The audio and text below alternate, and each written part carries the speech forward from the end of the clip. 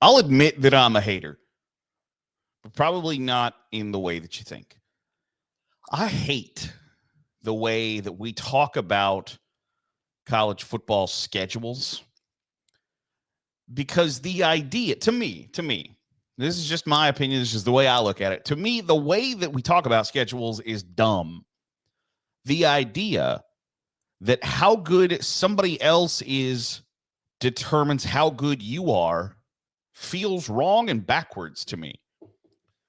The idea that because of the teams that are on Georgia's schedule are good means Georgia's good doesn't hold just a ton of weight to me. Louisville has a couple of losses by a combined like 11 points to very good teams.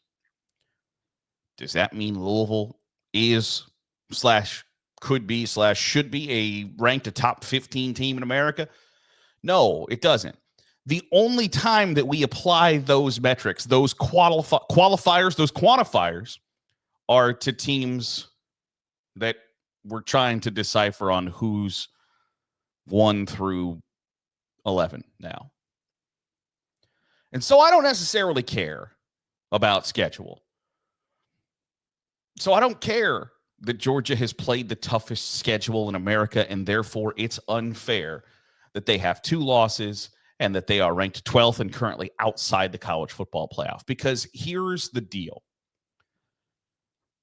And I think this is almost a message specifically for SEC fans. For so long, you have been viewed as the top dog in the sport, and justifiably so. You cannot argue with the results. But the first time that it doesn't go your way, the idea that like Paul Feinbaum is screaming to the heavens on Get Up, that it's not fair. Does anybody really believe that Indiana would beat Ole Miss? Well, Ole Miss lost to Kentucky, who can't complete a forward pass.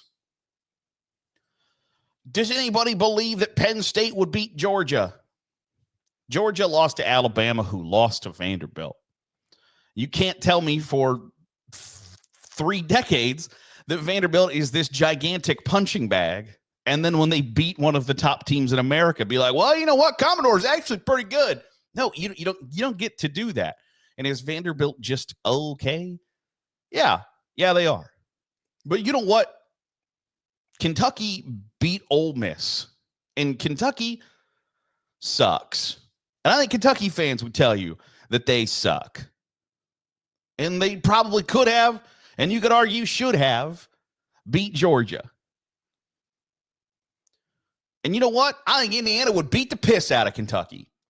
So the idea that because Ole Miss didn't, and because Georgia almost didn't, now I recognize that this is one day after saying, like, I don't necessarily care about how tight losses, like a win is a win is a win is a win. But you know what? Ole Miss lost to LSU, and LSU lost to USC. And you know what? USC ain't very good. And you know who I think would beat the piss out of USC? Indiana and Penn State and Ohio State and Oregon.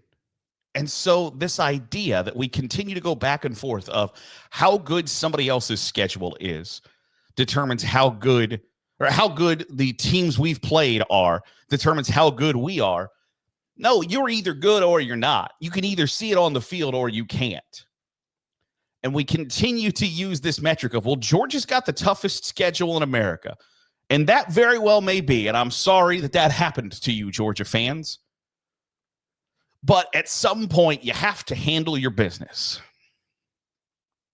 And when your business includes beating Ole Miss, and not even like Ole Miss whipped them.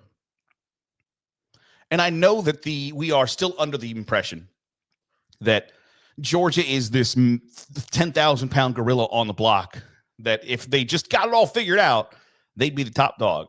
Well, you know what? They haven't. And they didn't. They beat the hell out of Clemson to start the year, and then they barely beat Kentucky.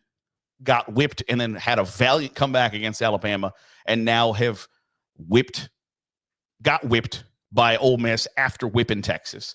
And consistency should matter. So if Indiana goes out there, and I'm on the record that Indiana's schedule has not been good. It has been, in fact, terrible. But the longer the season goes on, the longer there's a goose egg in that column, in that loss column. You're going to get everybody's best shot. And all Indiana has done is handle their business. And it's the same for Penn State. They lost a game against Ohio State, who I don't think there are many people who would argue that Ohio State is a top 5 team in the country. That's their one sin. And Ohio State's one sin is you lost to what is the consensus best team in America.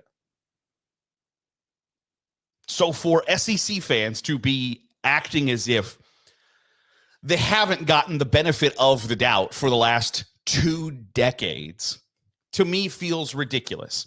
You have to learn the lesson that everybody else in college football knows, and that it doesn't always bounce your way. It doesn't always break your way. You don't always get what you think is best, what you think you deserve. And so for every other football program in America outside of the SEC, it has been win the games on your schedule and you have nothing to worry and bitch about. But for SEC teams, for SEC fans, programs, coaches, anytime there's a loss, it's, well, you know, we had to go to Alabama. Okay. And ACC schools have to go to Clemson, or they had to go to Florida State, or Big Ten schools have had to go to Ohio State, to Michigan, to Wisconsin, to Iowa, now to USC, to Oregon, to Penn State, and go win those games. You can't champion the idea of like, well, if you win all your games, you don't have anything to worry about. And then when you start losing your games, go, well, this isn't fair. This isn't right. Damn it, we're better than the teams who have better records than us.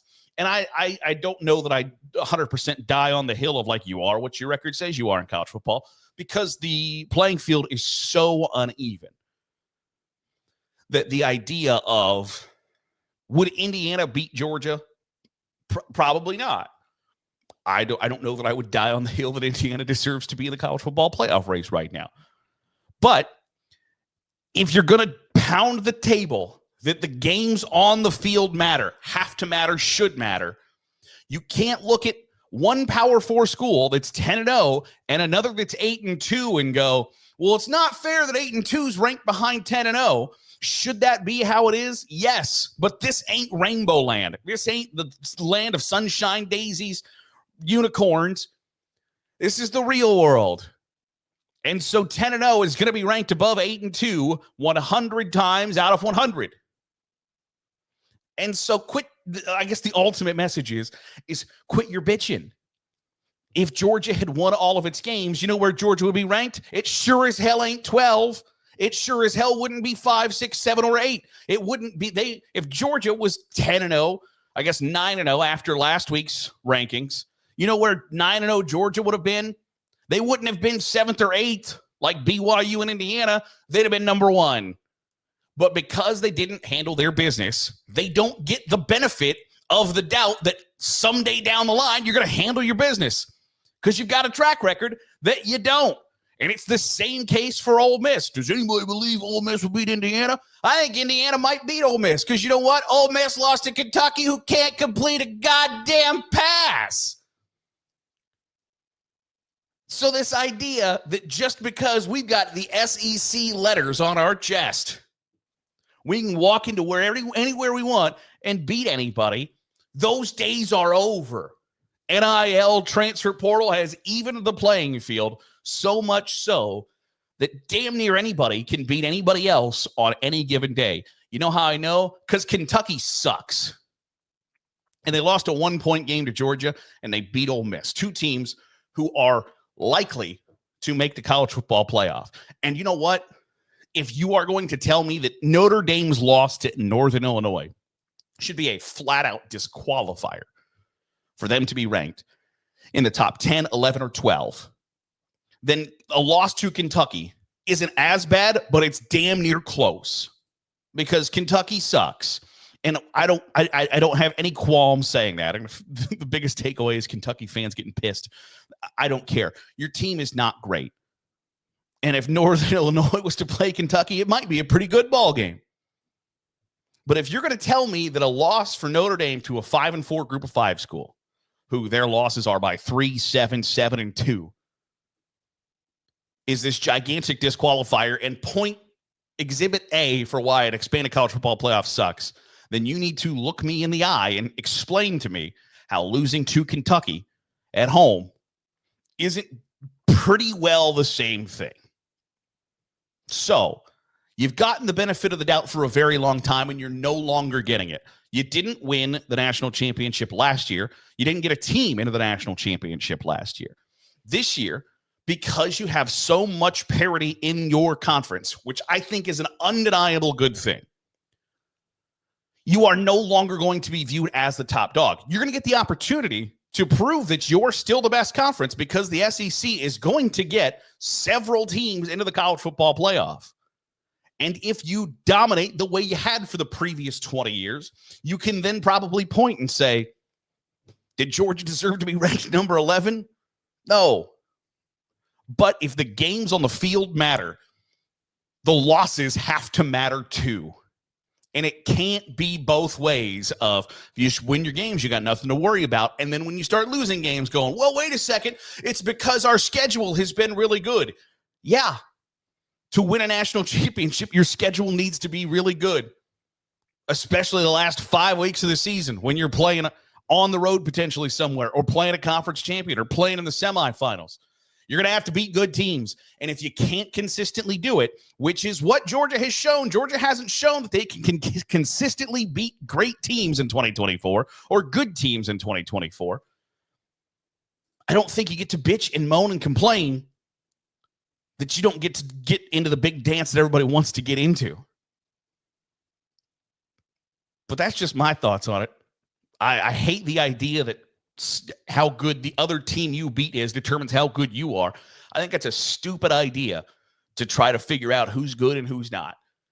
And it's especially stupid when you're trying to justify it for why you've lost, why you haven't done the things that you're supposed to do week in, week out.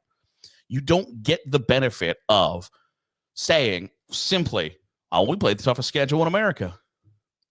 And then also, well, we went 10-2. I think we should still get in, even though we have a couple of not great losses on our resume. And our wins, we beat Texas. Okay. And then what else did you do? Well, Clemson's not that good, but we beat them.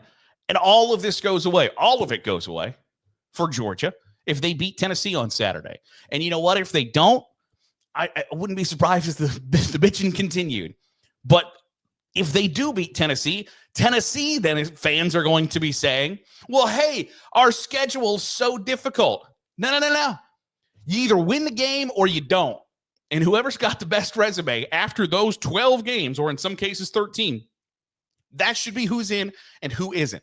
Because we're never going to get to a place where the schedule is balanced enough or there's enough, common opponents or whatever that you can look at and say, hey, here's what we got common data sets to look at.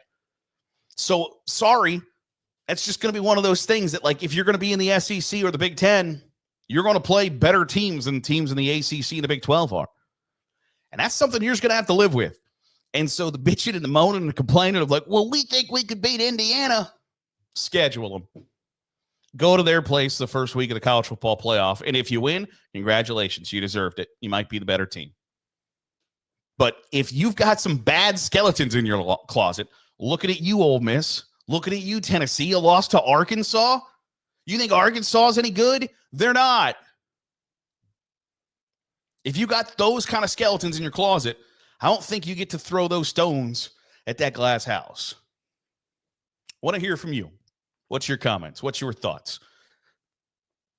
Maybe I don't want to read them, but I do. Drop them in the comment box down below. That'll do it for today's episode of the Daily Huddle. Appreciate you making us a part of your day, however it is, wherever it is you're doing so. If you're watching on YouTube, hit the subscribe button. Make sure you're getting all the great college football content we're pumping out. If you're listening on the podcast feed, drop a 5-star review. It goes a long way in helping out the channel. I'll see you tomorrow for another episode of the Daily Huddle.